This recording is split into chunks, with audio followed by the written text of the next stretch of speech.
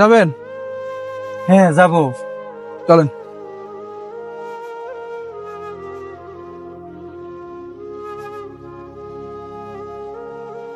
আচ্ছা কাকা, আপনি রিক্সা চালান কেন? আরে বাবা, রিক্সা না চালাইলে খামু কি?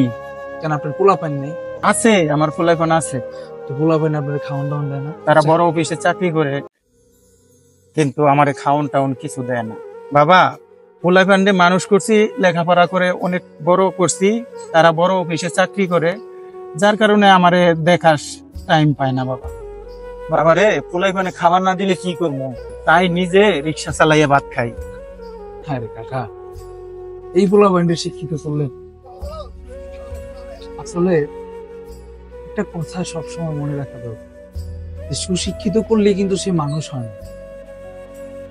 তবে একটা জিনিস খেয়াল করে দেখলাম, এই জেনারেশনে কিন্তু মূর্খ ছেলেরাই সবসময় বাবা মাদের যত্ন নেয়।